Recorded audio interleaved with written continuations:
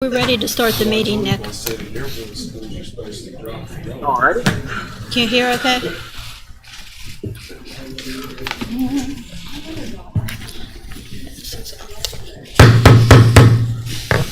Let the record show at 6 o'clock. We'll call our meeting to order. Can I have a roll call, please? Eddie Buckenhauer. Here. Linda Barnhart. Present. Eric Ball. Here. McKenna Norton. Present. Tim Lewis. Present. Daniel Gant. Nick Deal. Present. Derek Smith.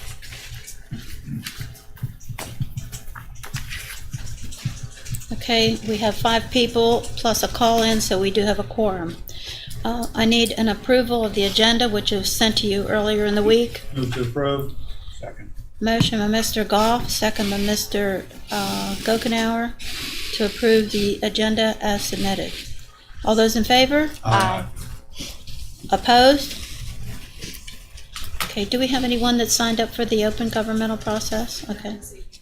Okay, there's no one that signed up to speak to us regarding issues that they may be concerned with other than public hearings. The next item on the agenda is approval of the meeting minutes. Move to approve. Second. Motion by Mr. Goff, second by Ms. Norton, to approve the minutes as submitted. All those in favor? Aye. Opposed? Motion passed. Okay, we will begin our public hearings. First item on the agenda for public hearing is Falling Waters Industrial Center. The first public hearing tonight is a request for waiver. Project is Falling Waters Industrial Center, Lot 6C, file 2107-270, tied to 2107-234. The developer is Brian Page and the engineer is Fox & Associates. It's located in the Falling Waters District, map 14, parcel 11.16, and is located on the northeast corner of the intersection of Langston Boulevard and Lansdale Court. The developer is proposing the construction of a 14,875 square foot warehouse, office space, axe toss, and brewery with an additional 2,040 square feet outdoor patio. The site is 2.13 acres and will be served by public water and sewer. The developer is requesting a waiver to section 801, table 8-1A, off-street parking of the Berkeley County subdivision ordinance requiring 91 parking spaces based on the mixed use of warehouse, office, future axe toss, and brewery/patio. The developer is proposing 68 spaces as shared parking based on hours of operation. The Berkeley County subdivision ordinance does not provide for shared parking, and Berkeley County cannot regulate nor has the means of enforcing operating hour restrictions for businesses. Shared parking recommendations state that restaurants and lounges should have 100% available parking from 12 to 2 p.m. on weekdays and 90% of parking available for office use during the same period, which results in more spaces than what the plan proposes. Therefore, engineering staff recommends denial of the waiver. Planning staff concurs with engineering staff and recommends denial of the waiver to section 801, table 8-1A, off-street parking. Thank you. Do we have anyone to represent the project?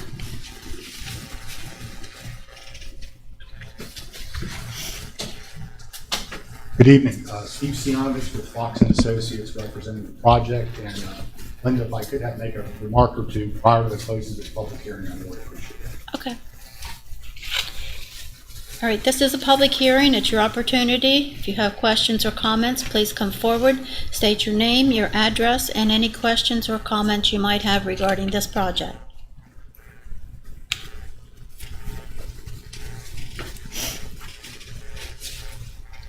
Let the record show that there is no comments from the public. Move to close the public hearing. Motion by Mr. Lewis, second by Mr. Gokenhour, to close public hearing. All those in favor? I'd would like to make a brief comment if I may. During the public hearing or after the public hearing? Prior to the close would be preferred, but I can make it afterwards since you already closed it. Well, we haven't voted on it yet. Go ahead. Thank you. I'll be brief. I would just want to comment on the staff report that before I read. Everything is really spot on in terms of the accuracy of the staff report. I realize that the Berkeley County parking article does not make any provision for shared parking, again, as already reported. There have been other jurisdictions that I've worked in, just right across the river, where they do have provisions for shared parking. And we have done a couple of jobs. I've worked on a couple of jobs over my career where we had such uses, restaurant and a hair salon type of thing, where the hours of operation were such that it did work out fine, that when the office uses, for example, would be a dentist or a conventional insurance agent or something like that, that when those offices were open for business, which was typically 8 to 4:30, 8 to 5, and then the restaurant and the other evening type of uses would come in and become operational or open later in the day whenever those other businesses close down. And past experience, we haven't had any issue with shared parking on other projects, but again, I do acknowledge and recognize that the Berkeley County parking article makes no provision for shared parking.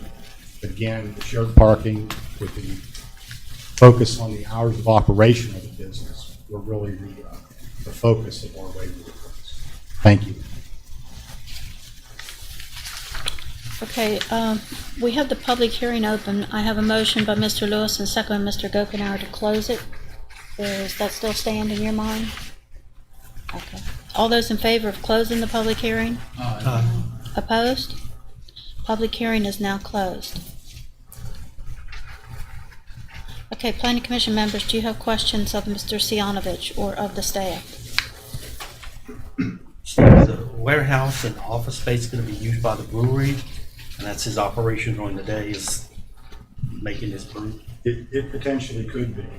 I believe his long-term goal could be if the breweries, I hate to use the word successful, but if the brewery does well, he would consider maybe expanding the brewery where, I mean, the few breweries we have in Hagerstown, for example, are usually evening and weekend activities. For example, where Bowman Business Park's located right off the interstate. There's 2 breweries in that building, and that's a classic example of mixed uses in that community. You can buy a house, get eye surgery, go to a brewery, buy a Harley. There's this really soup to nuts type of activity there. And we have utilized shared parking in that location as well, where many of the brewery businesses were, primarily on Saturday and Sunday hours, where a lot of the other businesses didn't operate during those hours. That place and restaurant has a rather brisk afternoon lunchtime. Which place is that? One in Hagerstown off of, what is that street? Road Street or something like that? Governor Boulevard? Burnham's Boulevard? Yeah. Oh, Right Burnham. across from the police station? Mhm. That's a Mexican restaurant, does very well. Does pretty well. So it has a lot of afternoon traffic. It has a lunch, I don't go there often for lunch, but it does have a lunch crowd, and then it does die off. But I'm not sure with this brewery, as far as the hours of operation he's expecting, but what I've been seeing is the breweries are usually later in the day, an after work type of thing, and a Saturday thing. Been to the Harper's Ferry Brewery? I've not. I'm just saying, I have, so okay, I'll take that over the chin, but it's busy Monday through Sunday, pretty much from noon until whatever. There's some times you go down there on a Monday afternoon at 2 o'clock and you can't find a parking spot. It just depends on the crowd coming from DC, Leesburg, that area. If it's a popular place, people come all the time. I understand. Is there a breakdown as to how much of the project is going to be for warehousing, restaurant, lounge type thing? And is there a breakdown on that? I don't know if the staff reported that. I don't believe the staff report made reference to park filing, and I believe there's a document titled Stormwater Industrial Center Lot 6C, Design Waiver Application Written Justification. That should have been contained in your packet. It talks about the office space and the warehouse and office space. Talks about the axe throwing area. It also talks about the restaurant and tavern It's a space. larger size with the square footage on it. It's in the justification. Well, I read that justification this afternoon or earlier, and I didn't remember. The document I'm referring to is this written documentation, Yeah, same thing. as- yeah.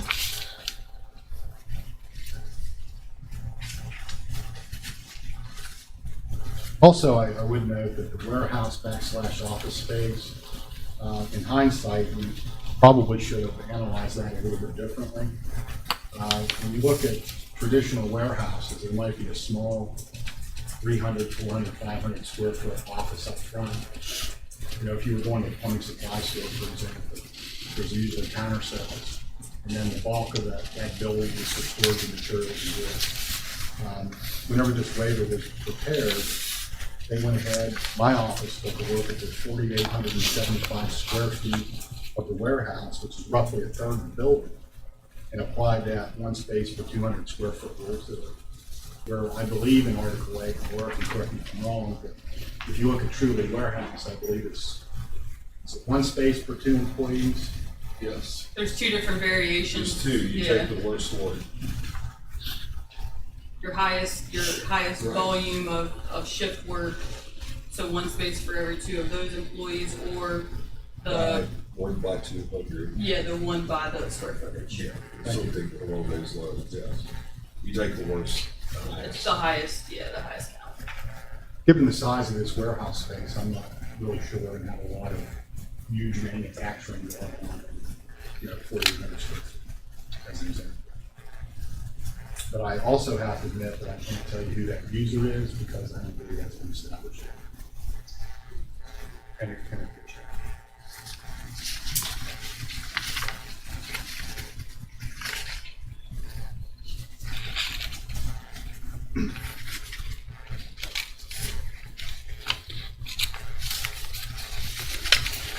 When you say shared parking, who are you sharing it with? For example, if we had 100, hypothetically, if we had 100 spaces and there was a business that operated from 8 to 5, and that business had a requirement of 50 spaces, and there was a restaurant that had a requirement of, say, 70 spaces, so that total would be 120 if I did the math correctly. Yet the site only provides for 100 spaces. The shared parking would be sharing amongst those two businesses, both of which have varying hours of operation. So the restaurant, for example, or a use that maintained evening hours, wouldn't be utilizing parking during the day that an office space, for example, an 8 to 5 worker would utilize. When I say shared parking, it's being shared amongst the users or the tenants within the building that's situated on the lot that's proposed. Do you have something you wanted to mention? Yes. Doug Smith, County Engineer. When we looked at this, we don't have any regulations per se. We did go to the National Parking Council manual, which we pulled out. Basically, they do have shared model parking policies. They give out to planning departments across the country. What we modeled it after on there was basically their method of shared parking, which is based more on a traffic trip generation sort of thing. In other words, just like you said, Mr. Lewis, a restaurant lounge, which is what we would classify the brewery, their peak time is lunch times during the weekdays.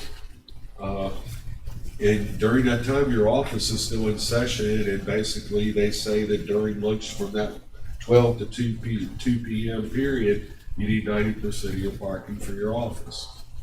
So you take that and the restaurant or brewery number, and those number of parking spaces is what you would design the shared parking for. That's your maximum count. By looking at their site plan and doing those calculations, we came up that they were 10 spaces short. We can't regulate the time of the business. There's no ordinance here within the county to regulate when they should open and when they don't. So this is the only guidance I have for you as planning commission to say that if they could grab these other 10 spaces, we could probably support this. But that's where it kind of laid was, first we went to this, we did the calculations, And even then, their parking is still short based on this guidance. And it's all we have to guide us, both planning and engineering here to, make advice to you. So that's where we got our numbers. So even at that, Doug, there's still 10 spaces short. Still 10 short. We looked at possibly was there an area that, and this is so far off the realm for us or off the reservation here.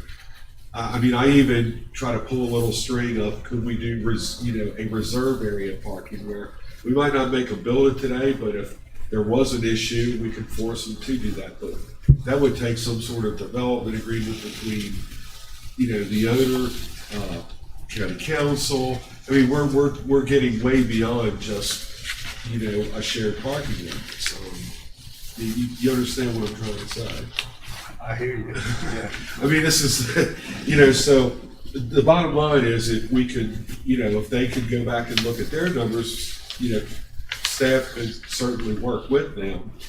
But where we got to was they were 10 spaces short. And this is the only guidance we have to say what that number should really be so that it doesn't create a nuisance issue at the end of the day. Okay, thank you.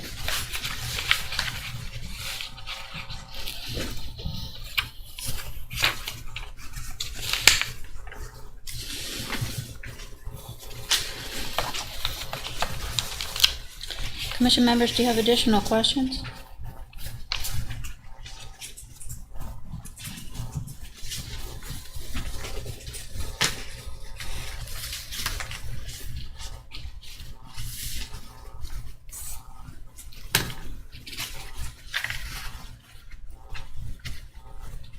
I'll be honest with you, I'm struggling over denial over 10 spaces. If it was a residential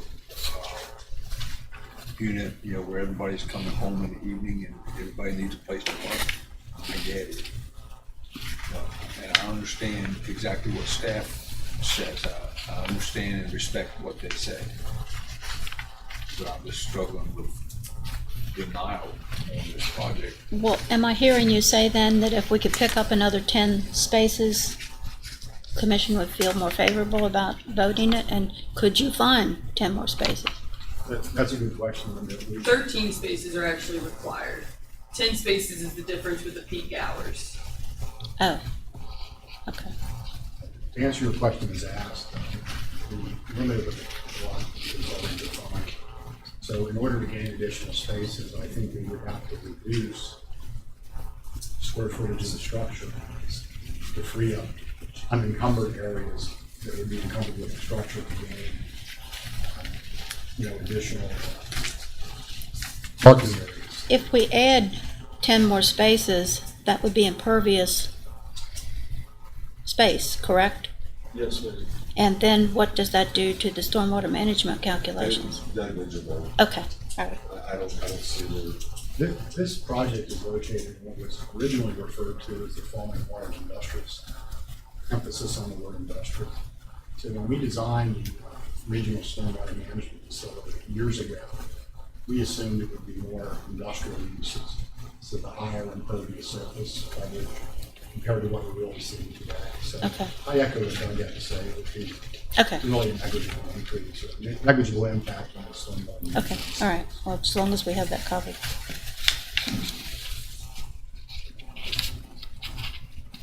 So, Mr. Gokenhour, are you saying if we gave them 78 parking spaces against the 91 that's required?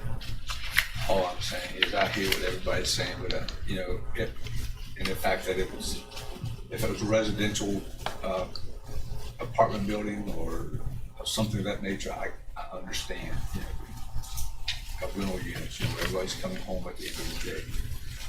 But for these guys to be able to use shared space as businesses open and close and their peak times are up and down, if we're going to gag on 13 parking places, I think we're in trouble.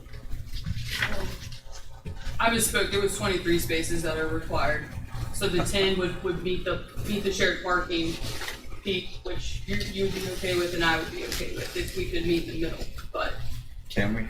If I could ask Laura a Yeah, question. I mean, if before I we could respond. get the 10 spaces, I mean, we could get behind this. Instead of 68, have it be 78. Yes, ma'am. Okay. I mean, that's where I mean, we do agree with the model ordinance that the parking manual has, it's not written into our stuff. yet. I understand. Yeah. It's certainly something we want to by any of this time. What I would envision to gain the 10 spaces that we're discussing, I'd have to shave off at least 20 feet of the building width. So the requirement's gonna be reduced, because we're lessening the amount of square footage of the structure. And if that's the decision of this commission, I certainly respect that, and go back to the client, say we have to, get to 78, and we may find, well, I have to run the numbers, but if we shave off 20 feet, there may be a reduction to the requirement, probably less than 10 spaces would be my guess. So I still think we probably wouldn't meet the ordinance as published, but with this compromise, for lack of a better word, if we can get this, if this commission is going to vote on, we can get to 78, we're fine. I think that's something we could go back to the drawing board and take a look at. But I do mention that the requirement of 91 will decrease, because in order to get 10 more, I have to reduce the building square footage.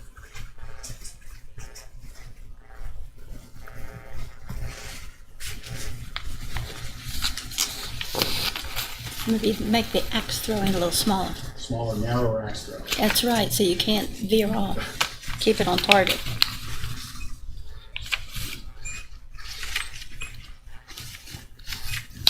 That's a hot sport right now, or hot competition. And I also look at it like this, if it's busy, packed, those cars are gonna park somewhere. And it's a pretty good wide boulevard, going back in there. Are they gonna park in there and hit it? Fire trucks, all that kind of stuff from getting in there. If they need to get back, or they're gonna go back to the cul-de-sac and park.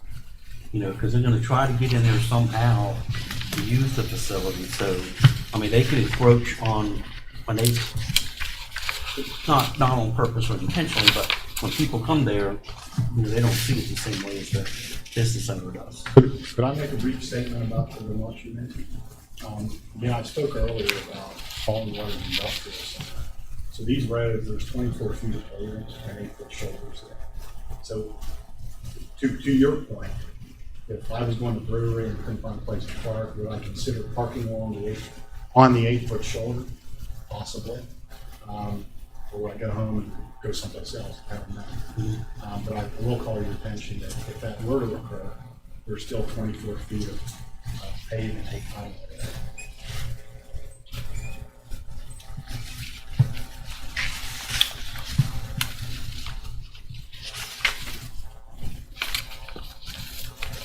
All right, we gotta get this moving. You ready to do a motion? I don't know exactly what I am doing. Paige. Okay. I just want to get it moving here. Okay. You're willing to take this back to your client and work with our staff to compromise, find this middle ground that we can move this project forward, everybody be happy. Yes, I believe so. If you consider when you make a motion or entertain a motion, that 78 number could be cited in the motion, 78 parking spaces. I don't believe in the scope. Is 78 the number now? Yeah, I believe it was. So I'll hand you we'll send you the paperwork. If that could be incorporated in the motion, that would be really appreciated. Well, I think that would tidy it up a little bit if you put a number in there. So how do you want that motion? Well, I don't know if you,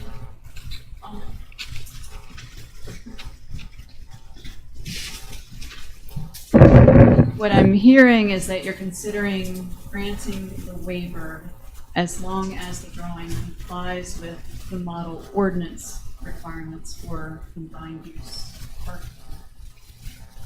Is that, With 78. and it would still be below the subdivision ordinance, so it would still be a waiver to Berkeley County's subdivision parking requirements in line with the model ordinance that it uses. Well, we could do one of three things. We could either table it, and Ms. Norton suggests, or we can deny it as the staff recommends, or we can modify the staff recommendation. So you've got three choices, and I'll refer to legal counsel. What is the best method to? Well, you could either table it, or, I mean, if you're wanting it to still, to not deny it, basically, right now. The other option I would say is approve the waiver with conditions, and state the conditions that it has to be at least modified to have at least 70 spaces. That would just move the project forward until you talk to your client. If I can offer an opinion, that would be the preferred Yeah. option on behalf of the client. Okay, because if we table it, that's at least another 15 days. Thank you. Do you want to make that I'll make the motion. part of your motion then? Yes, ma'am. Make the motion that we approve the waiver request to be able to increase the parking spaces to 78. Conditional upon the increase to 78. Second. Okay, I have a motion from Mr. Gokenhour, and I think it was seconded by Mr. Goff. All those in favor? Aye. Opposed? Okay, the motion passed. Thank you very much. Okay. That was painful, Steve. Okay, the next item for public hearing is Spring Mills PUD Lot 30. Okay, the next public hearing is also a request for waiver. The project is Spring Mills PUD Lot 30, preliminary final. File is 2107-265, tied to 2104-164. The developer is Spring Mills Commons LLC and the engineer is Fox and Associates. It's located in the Falling Waters District, map 14, parcel 1.14, and is located on the west side of TJ Jackson Drive, approximately 250 feet north of Chanhassen Drive. The developer is proposing the creation of one 1.28 acre parcel and one 4.44 acre residue parcel to be served by public water and sewer. The developer is requesting a waiver to section 305.41 of the Berkeley County subdivision ordinance requiring a 2 acre minimum lot size for a preliminary final application. Engineering staff recommends denial of the waiver to section 305.41 due to it not meeting the 2 acre minimum requirements. And planning staff concurs with the engineering staff and recommends denial of the waiver to section 305.41. Okay, do we have anyone to represent the project? Steve Stianovich with Fox and Associates representing the applicant. Okay. And Linda, I also would like to have an opportunity to make a few remarks before we close the public hearing. And I promise you I'll sit down and won't say anything. You're going to leave the building. I know what you're going to do. No, I have 2 more days. Okay, this is a public hearing. It's open for public comments, Spring Mills PUD. Anyone who has questions or comments, please come forward and make those known at this time. Move the public hearing be closed. Let the record show that there is no comments from the public, and I have a motion on the floor by Mr. Goff, second by Mr. Gokenhour, to close the public hearing. Okay, let's go ahead and close it and then listen to what you have to say. Thank you. Okay. All those in favor? Aye. Opposed? Motion passed. The public hearing is now closed. We will listen to your comments, please. Thank you. I want to make some brief remarks as to the purpose of this request. The property is owned by Spring Mills Commons LLC, which is Alan Henry Cross. He has a potential user that is very much interested in this location, and very much interested in having a presence in the Spring Mills area. Unfortunately, I'd love to comment on who that user is, but at this point, I'm afraid I can't. But it's I'll give you this, that it's a medical-based, it's a medical service facility, it's where you would go for treatment of certain ailments, for example. And the reason I wanted to take a moment to speak is this preliminary final plat is proposed to create a lot for acquisition only. The potential purchaser isn't in a position to begin his design efforts and his construction efforts, i.e. he's not ready to do a preliminary plat. But he really wants to lock up this property so he can buy it and know that he'll have a presence, or at least have a location to have a presence within the Springfield area. And I did talk to the client about this, and I got the authorization to share a potential note that can be placed on this preliminary plat, and I'd like to read it. And it's to read.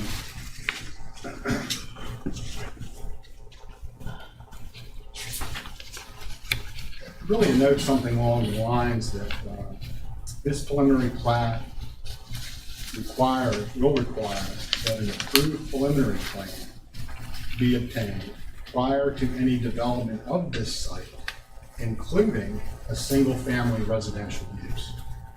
And the reason why I include a single-family residential use is, even though, given the cost of this property and the location of the property, we would never have a single family. Just physically couldn't afford to buy this property to put a house on it.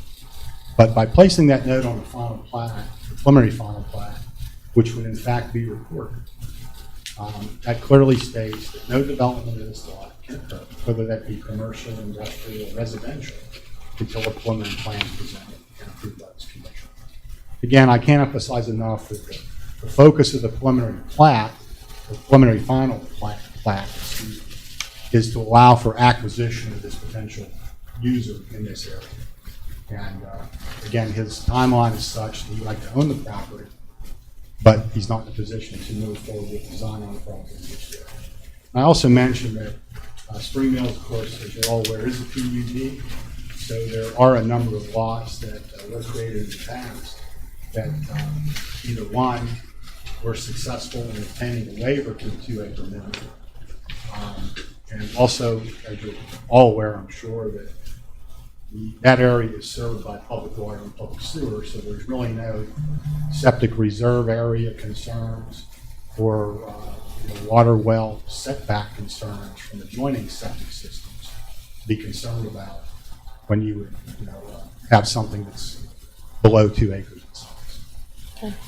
Thank you. Commission members, do you have questions? Other than just that it's not 2 acres, what else can the staff tell us why they are recommending the denial? Is there any other thing that you're referring to? So I haven't reviewed the preliminary final, but I have currently and recently reviewed a plan change for kind of the area behind this lot is now being a proposed stormwater retention pond. So there's a lot of changes going on in that area, and I just was unsure of how they would affect each other. And in my opinion, if you're going through the plan change process, why not just add this proposed lot onto the plan change? And that seems like it could be, kind of encumbered into that plan change and taken care of that way as opposed to this way. That's really all I have.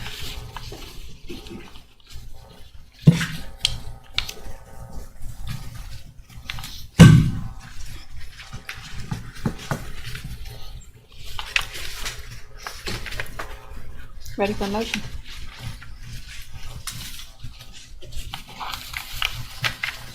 I'm going to make a motion that we grant the waiver of the 2-acre minimum lot size.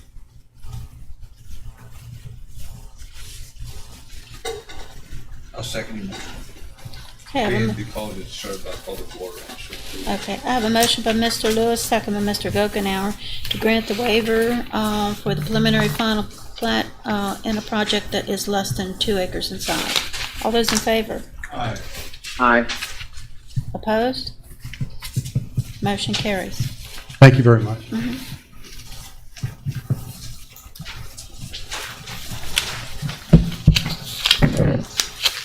The next public hearing is a request for sketch plan advancement.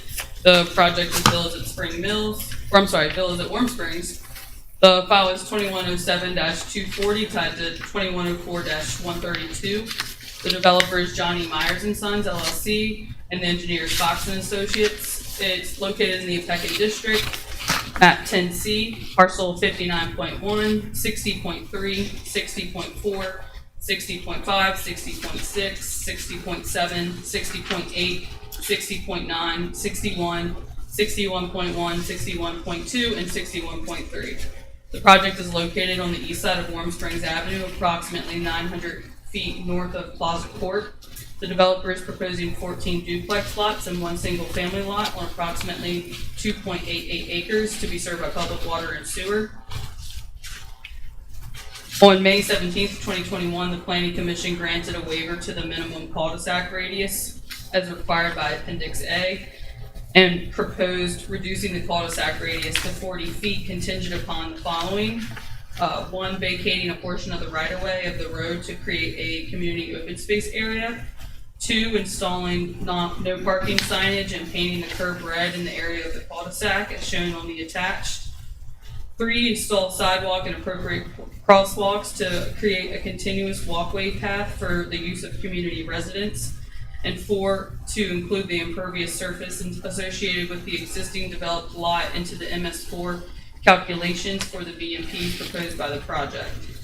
On August 2nd, 2021, the Planning Commission granted a waiver to Section 712 of the Berkeley County Subdivision Ordinance requiring community open space no less than 10% of the total acreage contained in the development parcel, and this site would require 0.3 acres or 13,068 square feet of open space, and it was reduced to 0.22 acres or 9,607 square feet of open space.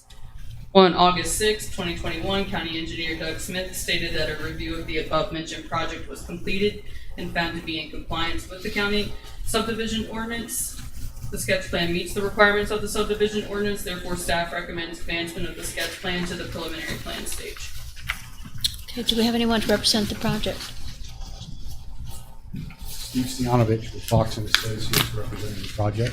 Okay, thank you. This is a public hearing. If you have questions or comments, it's your opportunity to make those known at this time. Please come forward, state your name, your address, and any comments you might have. Motion public hearing to close. Second. Let the record show that there is no comments. I have a motion by Mr. Gokenhour, second by Mr. Goff to close public hearing. All those in favor? Aye. Opposed? Public hearing is now closed. Okay, Planning Commission members, do you have questions of Mr. Stianovich or the staff?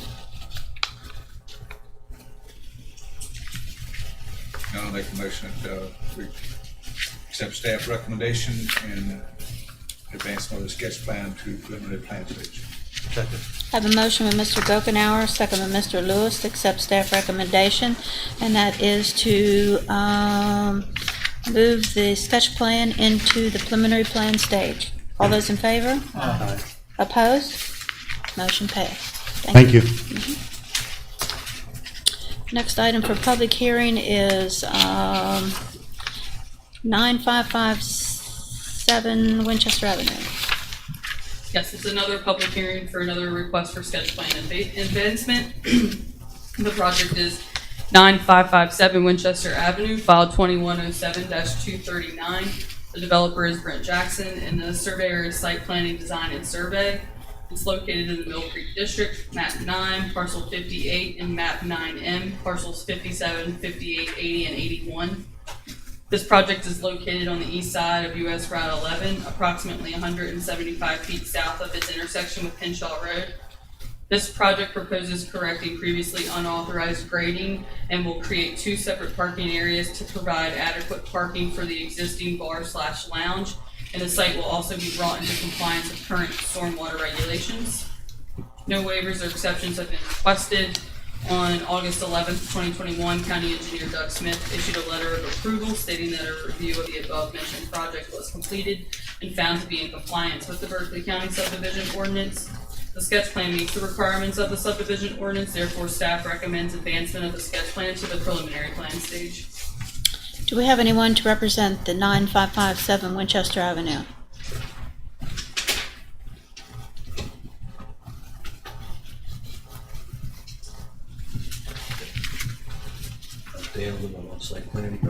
project. Okay. This is a public hearing. Questions or comments can be had at this time.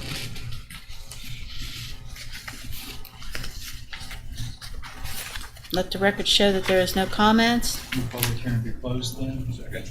Motion by Mr. Goff, second by Mr. Gokenhour to close the public hearing. All those in favor? Aye. Opposed? Public hearing is now closed. Planning Commission members, do you have questions or comments to Mr. Llewellyn or of the staff? Just eliminate the parking spots that border on Route 11. Yes, I spoke with Larry Holt, and that traffic study not required. We have to do left, do striping for the new entrance and raise landscaping bed or something to remove all the parking in front. So that'll be the stipulation of the new entrance permit.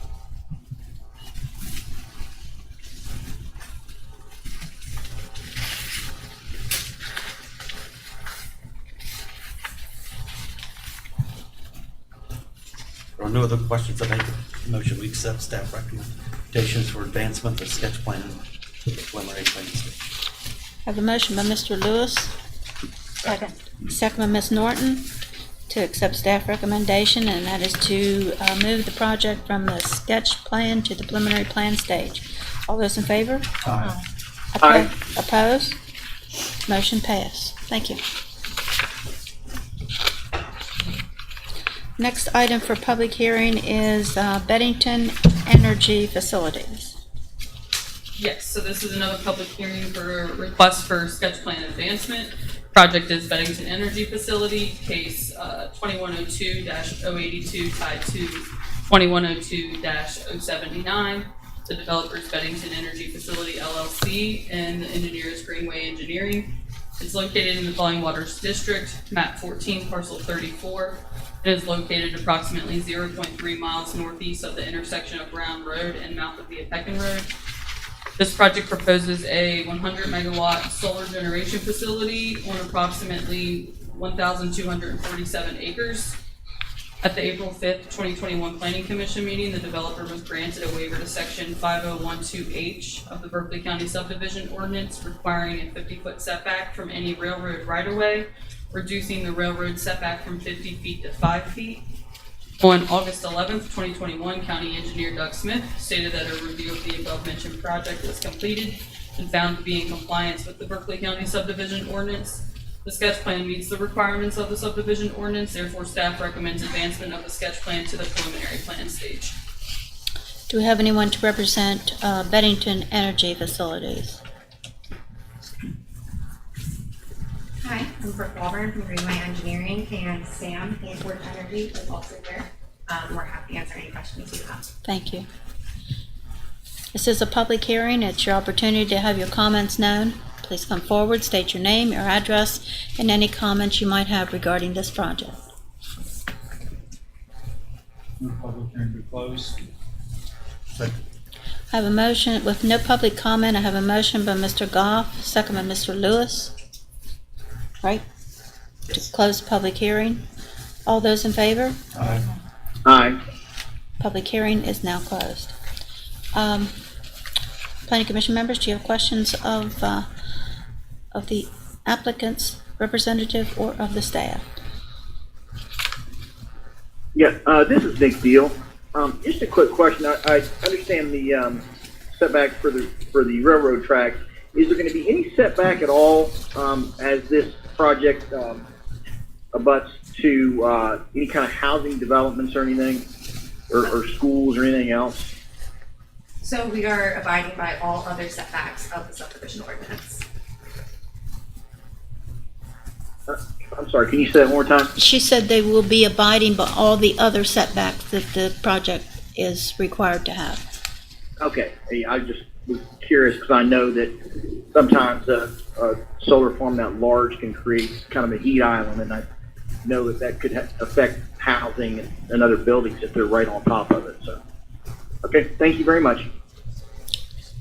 Additional questions or comments from the Planning Commission members? If not, I'm ready for a motion. Make a motion we accept staff recommendation and advancement of the sketch plan to preliminary plan stage. Second. Motion with Mr. Gokenhour, second with Mr. Lewis to accept staff recommendation, and that is to grant the movement of the sketch plan to the preliminary plan stage. All those in favor? Aye. Opposed? Motion passed. Thank you. Thank you for your time. The next public hearing is Dunkin Donuts.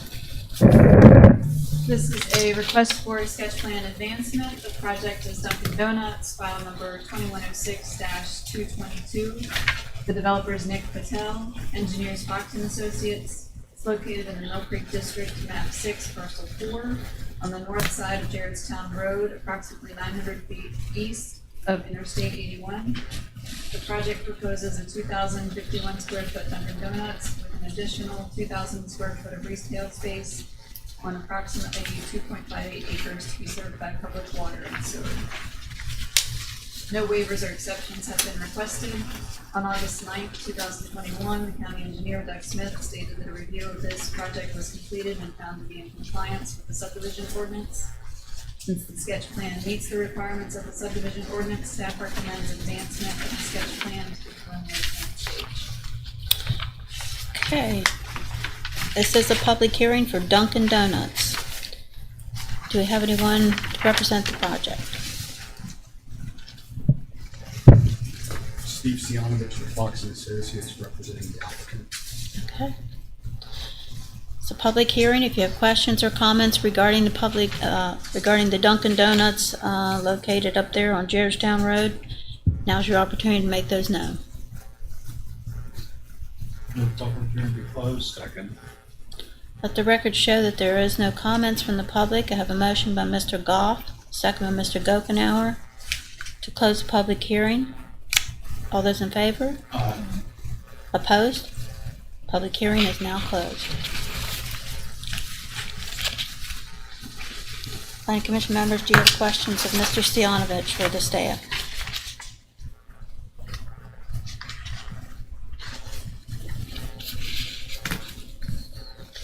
Do you anticipate any problems with the Department of Highways?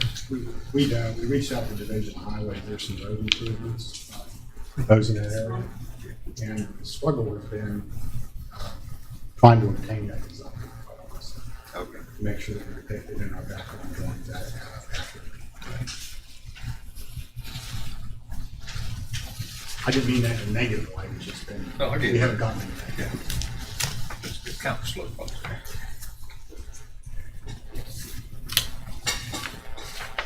There are no other questions. Make a motion, we accept the staff recommendations and change the sketch plan to the preliminary plans. Okay, I have a motion by Mr. Lewis, second by Mr. Goff, to accept staff recommendation, and that is to advance the Dunkin Donuts in Jarrettstown from the sketch plan to the preliminary plan stage. All those in favor? Aye. Aye. Opposed? Motion passed. Thank you. Have a good evening. You are leaving now, right? All we need.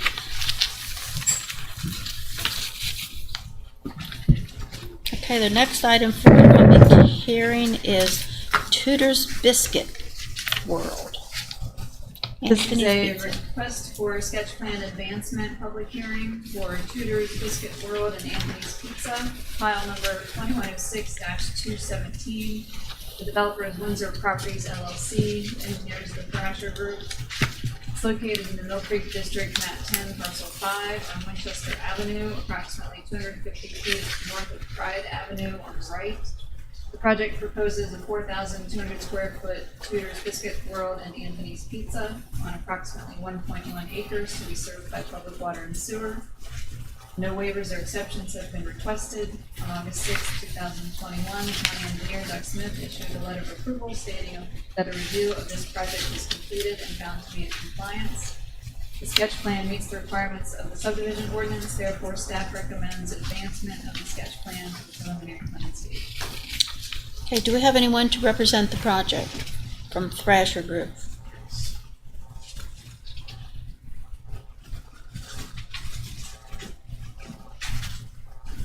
Rob Milne representing the Thrasher Group. Jason Barrett, the owner, is here as well to answer any questions you may have. Okay. This is a public hearing for Tudor's Biscuit World / Anthony's Pizza. If you have questions or comments, now's your opportunity to make those known. Please come forward, state your name, your address, and any questions you might have. Motion public hearing to close. Let the record show that there is no comments from the public. Motion by Mr. Gokenhour, second by Mr. Goff to close public hearing. All those in favor? Aye. Opposed? Public hearing is now closed. Planning Commission members, do you have questions from the applicant's representative or the staff? I would have a question This is similar Nick Deal. to I Eddie just had. have a statement. Cheater's Biscuit World is amazing, and I'm glad it's coming to Martinsburg. I've heard those statements made before. Now, Yeah, Mr. Lewis has something. yeah, just a question similar to what Eddie had. You anticipate any highway department permit issues? That's awful close to Apple Land Park and then the intermediate school ingress, outgress. No, sir, there is a center currently in there already, and prior to the initiation of the project, Mr. Barrett met with Larry Alt on site. Larry gave some recommendations as to where he would like to see the entrance.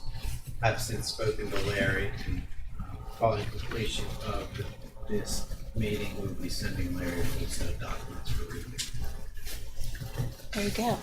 Biscuits are on the way. Yeah, I mean, there's a lot of traffic there, and Yeah. not all the time. Probably not when you're serving biscuits, but Well, I think they're served all day, aren't they? Till 7 o'clock at night? You've experienced that, haven't you? It'll be best import from Southern West Virginia since we. Do they serve them with butter and jam, or what do they serve on them? Oh, Everything. Everything. Cheese, hash browns. Really? It sounds like a place to visit. Huh, grits on them? yeah. Paste them right to the wall, right? Okay. Lightheartedness here. I would make a motion, we accept staff recommendation in advance for the sketch plan for the preliminary plan stage. I have a motion by Mr. Gokenhour, second by Mr. Goff, to accept staff recommendation. That is to advance the project from the sketch plan to the preliminary plan stage. All those in favor? Aye. Aye. Opposed? Motion passed. Thank you.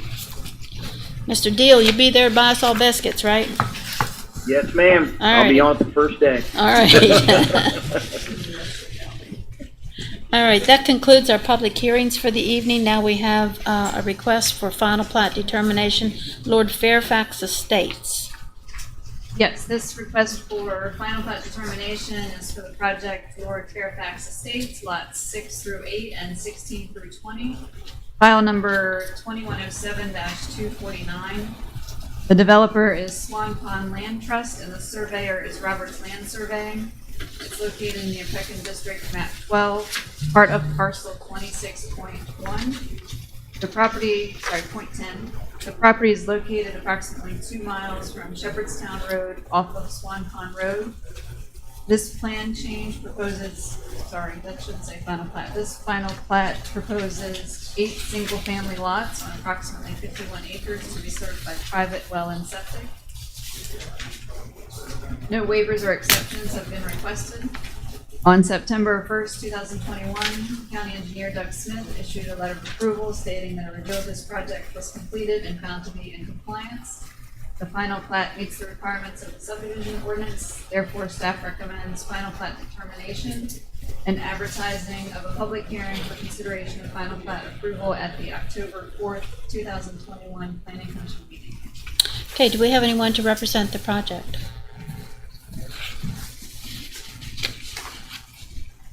Yes, Mike Roberts, representing project. Okay, thank you. Planning Commission members, do you have questions of Mr. Roberts?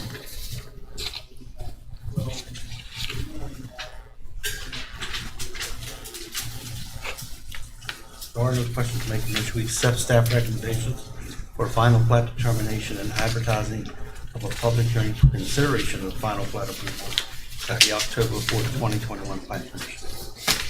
Second, a motion by Mr. Lewis, second by Mr. Gokenhour to accept staff recommendation, and that is to consider the final plat at October 4 Planning Commission meeting public hearing. All those in favor? Aye. Opposed? Motion passed. Thank you. I'd say the first 10 clients for Tudor's Biscuits are in the hall. What do you think?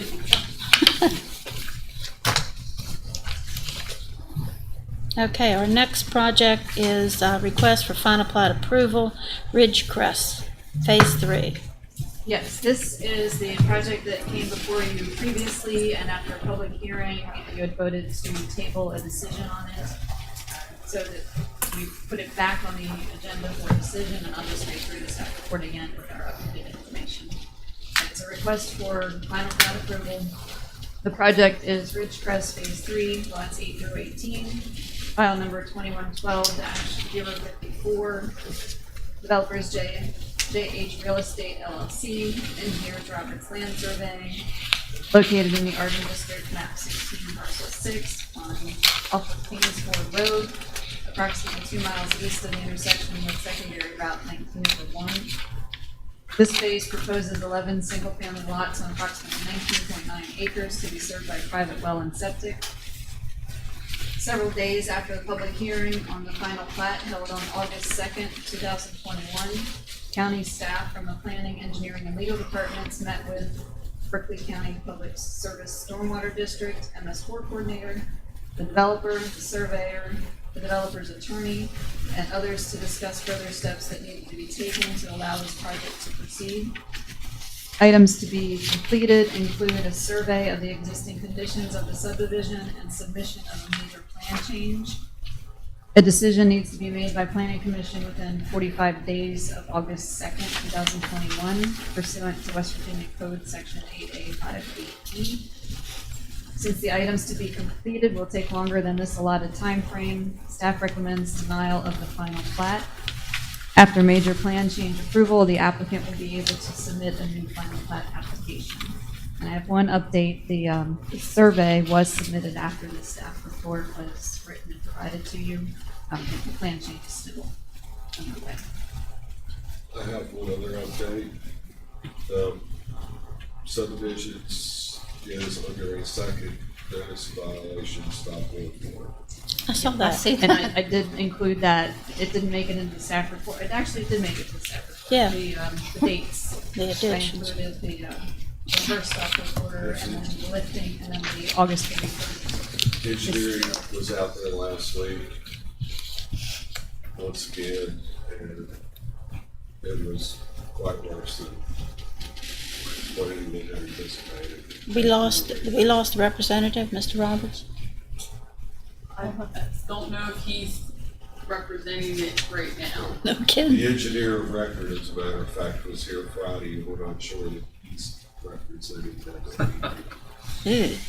They took one look at the survey, and they were out to the site, and it's my understanding that there are things on the drawings that should be built and put in certain places that are not out there in the field that you go out, obviously. Yeah, still not there. Okay. And I think that everyone's kind of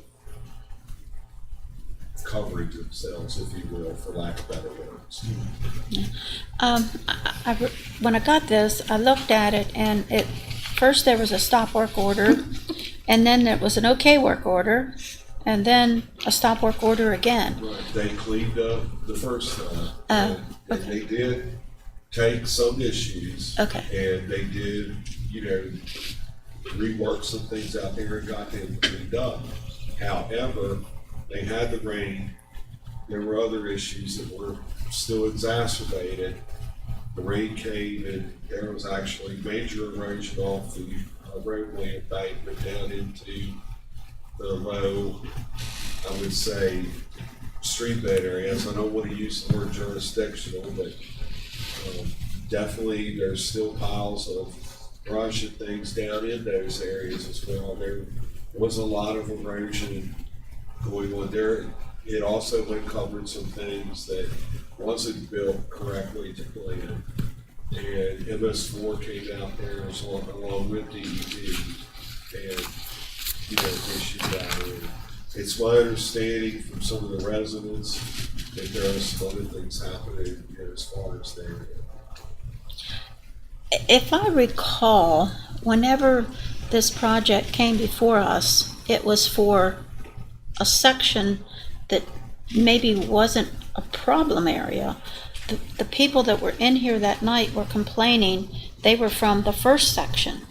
And I mean, the residents that we spoke to after the county commissioners hearing that day, they were from all over the subdivision, and we've heard reports, and I don't know, we haven't seen a survey. The only thing we surveyed was this little cul-de-sac. So these are new lots like up at the top of the hill. Right. All the existing lots are down at the bottom, so this area hasn't really been like graded for house and parcels and stuff. The infrastructure's in, but. And our normal process, if we have a plan change in-house, is that we would not approve any final plats until that plan change. can we legally do that? So,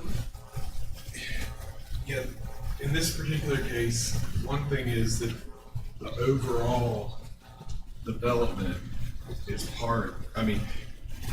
it was phased, basically, so there was an initial approval in approving the whole beginning thing from a sketch plan perspective. And since they haven't complied with parts of the first two phases, Okay, then they're not really in compliance with subdivision ordinance. And the two requirements are an application has to be complete and it has to be in compliance with the subdivision ordinance.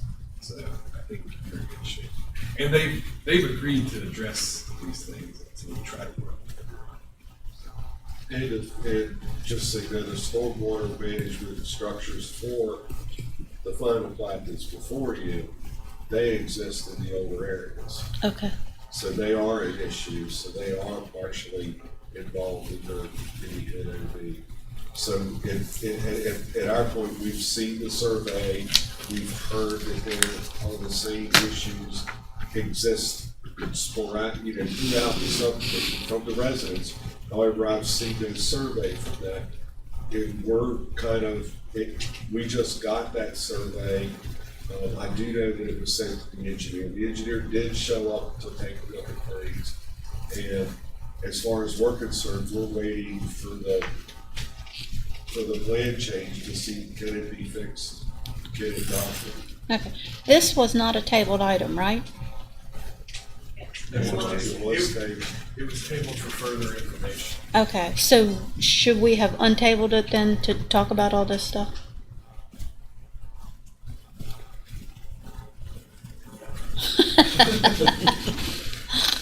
Okay, all right, let's follow the protocol here and say, sorry, who? Who's on table? Okay, motion by Mr. Goff to untable, second by Ms. Norton. All those in favor? Aye. Opposed? Okay, all right. Now, if we can remember what was just said, okay? Are there additional questions?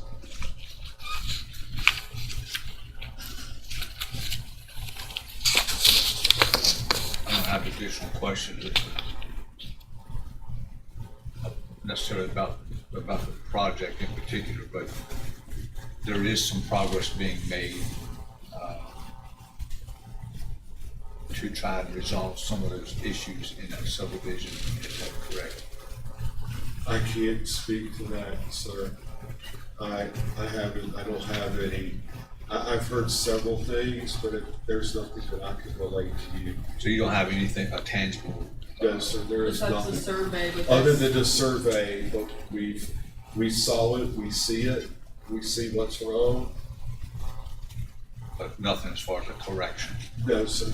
They would have to submit that plan change to us for us to know if anything's being worked on.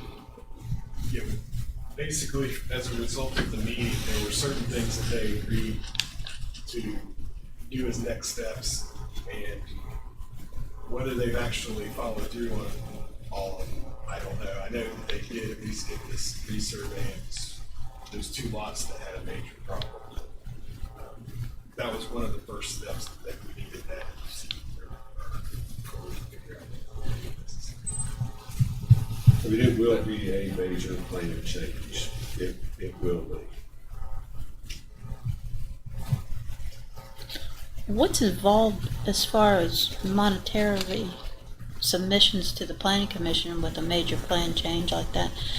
Does that mean they have to, It's $900 and some change. Oh, okay. It's $700 and some with the major, and then the public hearing fee, and that fee's like $125 or something, $127. So it's only $900 and some to submit that major plan change. They don't have to do like the initial preliminary plan fees based Okay. on lots and stuff. Okay, All the expenses in the drawing.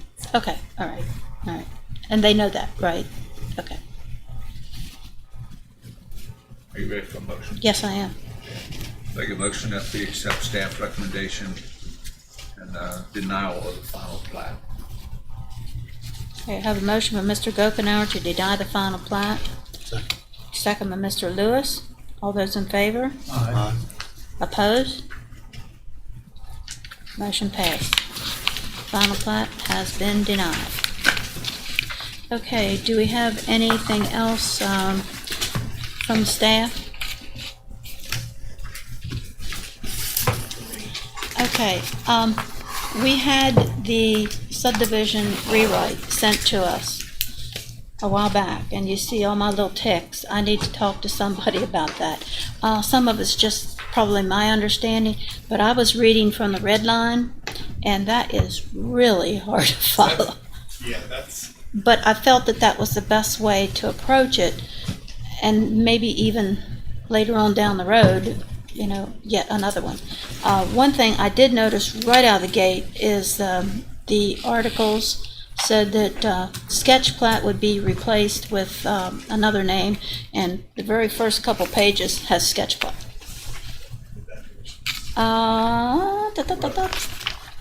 you can come and talk to me about it anytime. It's Article 1, Article 1, title, authority, and purpose, and it would be something like Section 109. Sketch plat shows up twice. I haven't seen it throughout, but I do have a lot of questions, and I'm asking,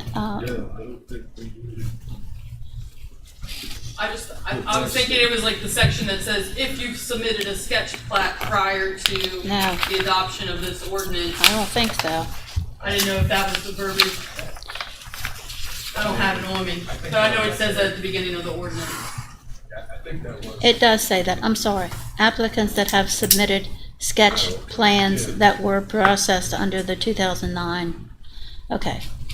See, that's just questions I have, and I'm reading it. I think we had a deadline of September 15, Heather. Can we extend that? With anything as lengthy as this document is? And I don't know how many of you have actually. Can we get any comments from? That's what I was going to add. I've received, I think, 3 or 4 responses to the roundtable distribution, and I've been saving those, and I'll include those in the next meeting packet, just for review and discussion. Okay. Is there a shared parking plan in this? I didn't. I do like that idea. I didn't. There isn't one, I didn't read but that. I think that going forward, we might want to think about adding something like that in there, especially, I think it helps reduce impervious area, but we just don't have a way of monitoring it. So if it's in the ordinance, I think we're 100% okay Right. with it. You have the model ordinance that can literally be written. Yeah, I like that idea of being able to do Is that that. something you can add in? Yeah, it's literally, yeah, we literally, Appendix A. Lauren and I have it. We What I sent out doesn't look have at Appendix this. A either, so that's. Yeah, this is just off of that transfer, or that parking model, like the national parking stuff, and it breaks down the percentage of parking spaces you should have for each hour based on use, and that's where, like, the waiver, where we got that information from, and I think that it's something that would be helpful for us, and it would alleviate some stormwater necessities and all of that, and allow for better use of property, so. I know Bowden County has the same thing. It's They have a normal, lot I of- mean, it's a very yeah. normal thing, so I mean, I think I'm 100%. The comments that you sent to me on the ordinance, can you just pull that back up and add? I haven't sent all my full comments, so I'll add Yeah, this we're into, yeah. yeah, I'm still typing stuff up, so I'll add this into my comments that I'll send out. Okay, yeah, I saw one of your comments, but that was early on. I sent like just glancing stuff, because I One. knew that they were trying to do revisions, like as we were sending revisions or looking at our revisions, so I did like a pre-screen type thing, just stuff that jumped out to me, and now I'm going through like actual process and requirements and stuff and making sure that, and I did checklists based on our requirements from the new ordinance, and I've been kind of going back and looking at projects to see if the new ordinance would miss anything that we wanted to kind of tack down and vice versa. So it's been a lot of writing and reading, but I mean, I've just got to type comments up at this point, so. Okay, so an additional time frame to you would be helpful too. Yes. We've been slammed, so yeah, so it would help like a week or two if that. Yeah. You Can- get it towards the end of the month, that'd be great. Yeah, can we do it like the 1st of October? Yeah. Let's just extend it to the 1st of October. And I think I mentioned something about creating a project and walking it through the new regulations. Did that ever happen? That's what I've been doing. Oh, okay. You're So, still like, working so on it. like when we get projects that come into us, there's checklists that have been created that kind of go through the ordinance and make sure that those items are required, so we don't go through the full document every time something is submitted. So I've created checklists based on the new ordinance, and I've been going through projects with the new checklist to make sure that it makes sense. Okay. And I've caught some mistakes, some like, you know, double comments and stuff that have been reiterated, so things like that. So it's helped a lot, but it's a lot of typing and reading and Yeah. redundancy, but Right. it seems to be fine. And I think some of the issues that we wanted to change have been caught. So. Well, I got through to Article 8, but several naps in between. So, You're lucky. yeah. It is a lot to digest. There's one thing that I wanted to ask of Mr. Gokenauer while he's right here in front of us. There's something about subdivisions, when street length reaches 300 feet, shall have a turning area provided to accommodate fire and rescue vehicles. Is that enough space? Well, what it's saying is, once you go 300 feet deep into that street, there'll be a turnaround. So they don't have to go all the way down and turn around in the cul-de-sac or have to back out. So currently, I think the ordinance reads that there has to be a cul-de-sac, but that statement allows for like a turnaround T or something to be added instead of a cul-de-sac completely. If you think about, Ridgecrest actually had a waiver to that requirement. That's, we would force the cul-de-sac typically in a review. We would force the cul-de-sac so that the fire truck could make a circle, we go into the cul-de-sac, circle, and come back out. So you're okay with Residential. 300 feet and then there has to be something to turn around? Okay, I think that's the standard due to Okay. NFPA. all right. Okay, I don't have any other questions tonight. Unless anybody else has any, I'm ready for you. Move to adjourn. Yeah, motion by Mr. Goff, second by? Aye. Second, yeah, Mr. Gokenauer at 7:14. Thank you. All those in favor? Really appreciate it. Approve, against? Why don't we do this in 2 weeks? Okay. That's Monique's speech.